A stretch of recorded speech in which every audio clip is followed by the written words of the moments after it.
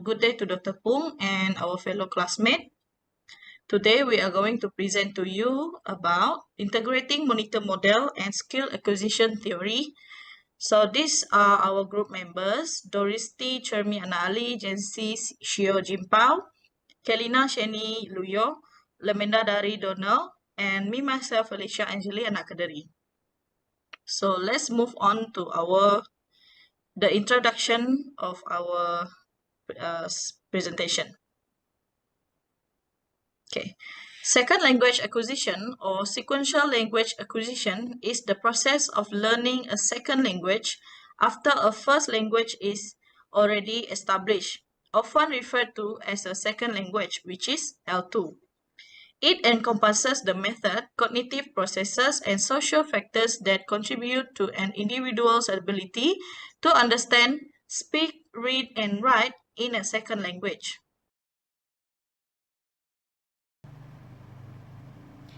Okay, now we are going to explore Stephen Krashen's monitor model, one of the most influential theories in second language acquisition. This model consists of 5 main hypotheses that explain how we acquire and use a second language. Now let's break it down. Okay, for effective filter hypothesis, this hypothesis explain that emotional factor influence language acquisition. A high effective filter such as high anxiety can block comprehensible input from being processed. For the second hypothesis is the input hypothesis. This hypothesis explain that language acquisition occur when learners are exposed to comprehensible input slightly beyond their current level, which is I+1. So this emphasis is placed on their understanding meaning. Next is acquisition versus learning hypothesis. This hypothesis explains that acquisition is subconscious process. Learning is conscious process. Natural order hypothesis. This hypothesis explains that language structures are acquired in a predictable sequence, regardless of how they are taught. For example, learners might acquire basic grammar before mastering complex tenses. Next is monitor hypothesis. For monitor hypothesis, monitor act as an editor. So there are conditions for the monitor to function, which is to know the rule, have time to apply it, and be focused on correctness. Now, let's take a look on these theories, strengths, and weaknesses. Okay, I will highlight one of the strengths and one from the weaknesses. Okay, which is focus on input. This theory highlights the importance of meaningful and comprehensible input in language learning, while its weaknesses is the neglect of output. Critics argue it downplays the importance of speaking and writing in language learning. So, output helps internalize grammar and syntax. Okay, now let us shift to SAT, which is skill acquisition theory. This theory, introduced by Robert D. Kaiser, unlike Krashen model, SAT focuses on developing language skills through systematic practice. So the process involves 3 stages, which is declarative stage, procedural stage, and automaticity. In declarative stage, learners acquire explicit knowledge of rules, such as grammar rules in a language. It requires conscious effort to apply the rules in practice. And then it shift to procedural stage. Learners begin to practice these rules in structured setting. Performance improve as the brain starts converting declarative knowledge into procedural knowledge. And then when the student become fluent and and master the language. With sufficient practice, skills become automatic, requiring little conscious effort. At this stage, learners can focus on higher level tasks like meaning and context rather than grammar. Next key concept is the role of practice and repetition. Practice is essential for transitioning from declarative to procedural knowledge. This strengthens the neural pathways, making language use more fluent and less error-prone. Okay, next is error correction and feedback. Immediate and specific feedback during practice helps learners refine their understanding and performance. And then the next key concept is cognitive load reduction. As learners practice, the cognitive demand reduces, enabling them to focus on fluency and meaning. Okay, I will highlight one of the strengths and weaknesses of this theory, which is clear learning path. This theory provides a structured approach to learning, emphasizing progression from rule learning to fluent use. But this theory underestimates the role of input. Critics argue it undervalues the importance of rich, meaningful input in language acquisition. Okay, next is the points of convergence. Both models acknowledge the importance of meaningful input in SLA.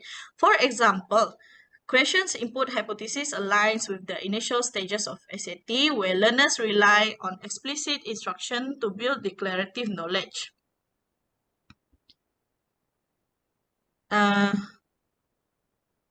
Furthermore, both emphasize the role of motivation and low anxiety levels in language learning.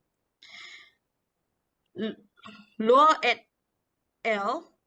2022 highlighted how low effective filters and a concept from the monitor model facilitate the repeated practice central to SAT, particularly in developing reading and writing skills.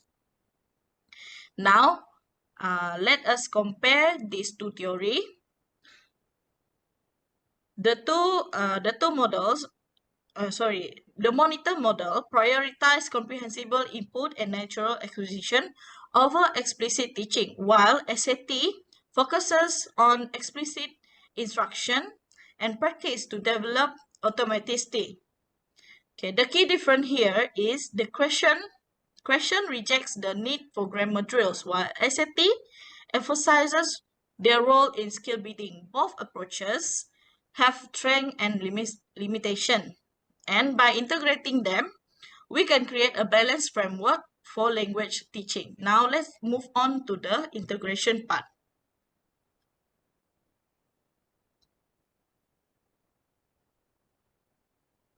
Okay, why do we need to integrate these theories? And why do we choose monitor model and SAT to integrate? By integrating theories in SLA is necessary because the process of learning a second language is complex, involving multiple cognitive, emotional, and social factors. There's no single theory provide a complete explanation of all of these dimensions.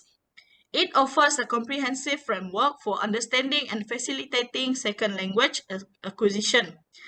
So each theory has unique strength and their integration addresses the limitation of each other and creating a balanced approach to language teaching and learning. By combining these theories like the monitor model and skill SAT, we can create a more comprehensive framework for understanding and improving language learning.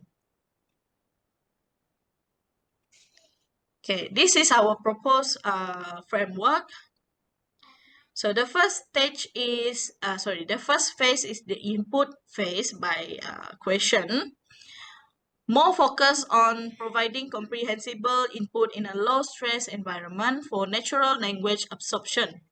Next is the transition phase. It shifts from subconscious learning to conscious awareness of language rules through explicit instruction. And then we shift to practice phase. This is where we practice the theory of the decaser. which is SAT. We use control practice and feedback to move from declarative knowledge to procedural knowledge. And then when it comes to feedback and refinement phase, we balance the fluency and accuracy through the strategic feedback and real-world tasks, which involve the real interaction among the students. And then it comes to the synthesis phase. Integrate comprehension and production skills in communicative tasks for holistic language use. So these are all the proposed frameworks and all the phases. Okay, thank you, Anjeli. So I will continue presenting the benefits and challenges of integration between both theories, which are the monitor model and skill acquisition theory in second language acquisition. So the first benefit for this integration is fostering learner confidence and motivation. By starting with input-focused tasks, learner can gradually build confidence before moving to productive tasks, reducing the fear and errors. For example, a teacher might begin a lesson with storytelling to introduce vocabulary and grammar structure. Then, students could create and present their own stories, reinforcing the material through practice. So this approach helps reduce anxiety as per creation effective filter hypothesis while enhancing procedural knowledge. Second benefits is strengthening the role of the monitor. By consolidating these theories, it can help manage the monitor's role effectively so that a balance between accuracy and fluency can be achieved. For example, at first stage, learners may consciously apply grammar rules with the use of the monitor, but practicing more and gaining more fluency, they become less reliant on the monitor and focus more on the automatic language use. Second benefits is supporting contextual language use. Integration of these theories allows learners to bridge the gap between learning language rules, which is conscious monitoring, and using language naturally and appropriately in various contexts. For example, okay, input is a monitor model. So learner watch a drama or conversation video that introduce situational expression. For example, apologizing or making requests in specific social context. So subconsciously, they pick up the tone and phrases.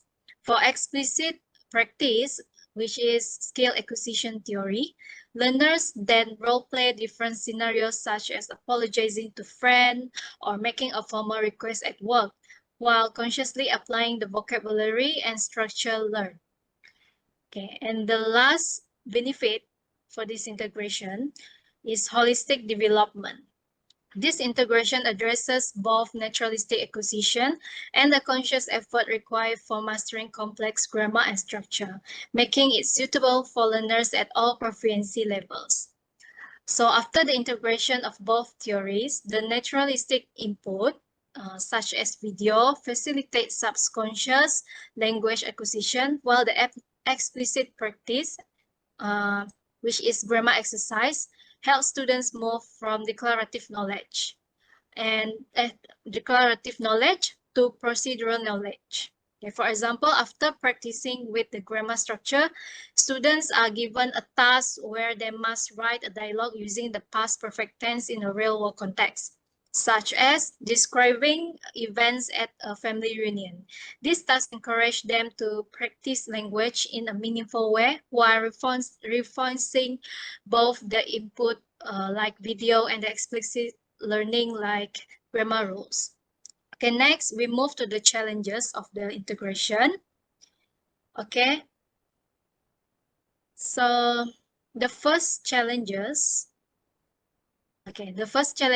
for this integration of both theories is resource and time constraints. So integrating both theories require ample classroom time and resource. For instance, creating opportunities for meaningful input, which is through through videos or reading material, and then following up with extensive practice. For example, exercises or role play can be time consuming, especially in large classroom with limited resources. For example, a teacher might not have enough time to adequately practice grammar structure after exposing students to input, resulting in incomplete or less effective learning experiences. Second challenges in integrating these both theories is balancing fluency and accuracy. Okay, so by integrating these two theories, it can be difficult to strike a balance between activities that prioritize fluency, for example, communicative practice, and those that focus on accuracy, for example, grammar exercises.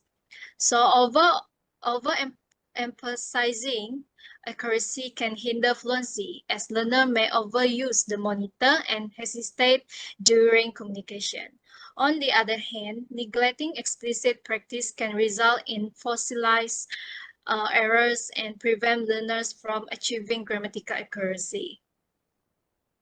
And the third one is feedback and error correction. So the challenges here is harmonizing the role feedback in language teaching to align with both model skill acquisition theory sees feedback as crucial for refining skills. Meanwhile, monitor model posits the error correction is largely unnecessary for acquisition, as it emphasizes the natural order of learning. So this could complicate learners and teachers in synthesizing them. For example, implicit feedback is for monitor model. The teacher wants to encourage Maria's fluency, okay, by giving her opportunities to express herself without constant correction. This might involve letting her continue even when she makes errors that are critical for her long-term accuracy, like the present perfect tense. While example for explicit correction, which is for skill, we look from skill acquisition theory.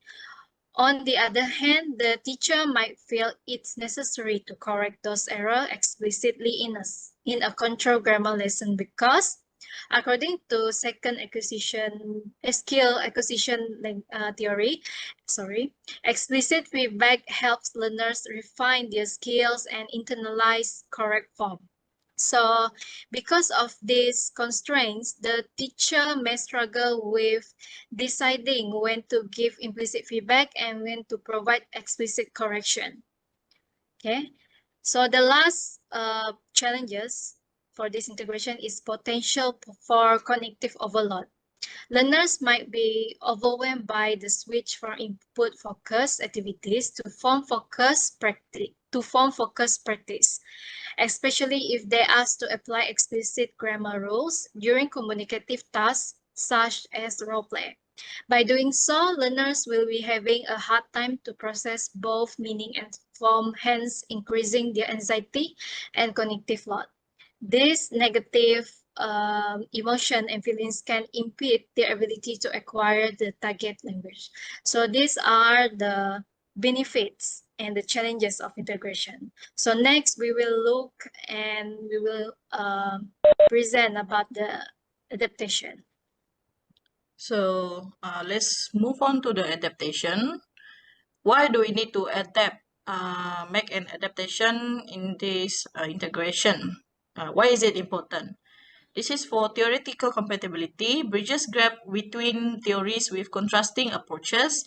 Practical application makes the combined framework more effective in real-world teaching and learning settings, and cultural relevance ensures the approach aligns with learners' needs, expectations, and socio-cultural factors. Next, we will take a look at the 3 adaptations that we will do in this framework.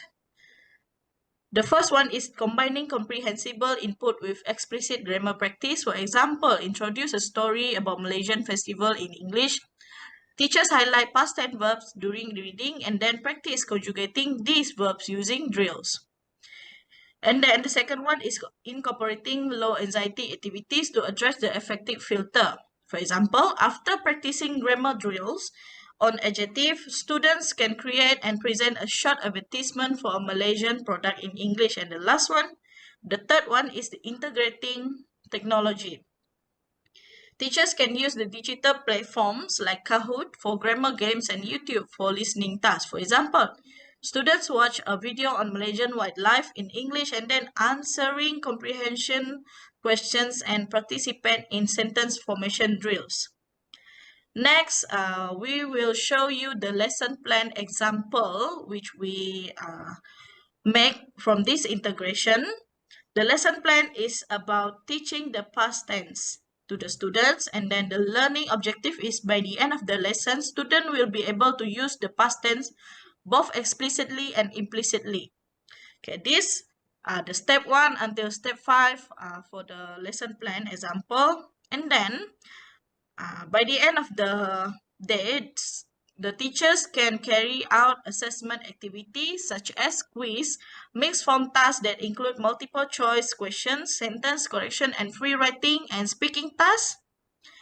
A short presentation on their favorite Malaysian festival using at least 5 past tense sentences. So these assessment activities can be carried out the next day of the class. Okay. Next one, we move on to the implications. Thank you, Alicia. So I will be presenting about the practical implications of the integration on teaching and learning of English in Malaysia. So the first point we would like to highlight is teacher professional development. The successful integration of these theories requires teachers to be equipped with necessary skills needed to be able to implement both approaches in the classroom effectively. So for the practical implication for teaching, attending workshops, seminars, conferences that exposes teacher to the blended learning strategies that incorporate both input exposure and structured practice will benefit the teachers. So teachers can gain more knowledge and get insights about trends in education from the experts to elevate the teaching practices and ultimately drive student outcomes. For example, teacher can attend conferences organized by MELTA, which is Malaysian English Language Teaching Society. And for the practical implication for learning, with the help of well-versed teachers, students will experience a more comprehensive approach to language learning, combining natural language acquisition through exposure and input with targeted practice of essential language skill. So for the second point is improved sequence learning. So combining these two theories, it offers a structured and comprehensive framework for SLA. So learners begin by acquiring implicit knowledge through exposure to comprehensible input, which supports natural language learning. So this is followed by explicit practice, allowing learners to refine their skills and use a language fluently and accurately. So this integration combines the strength of subconscious language acquisition and cognitive skill development.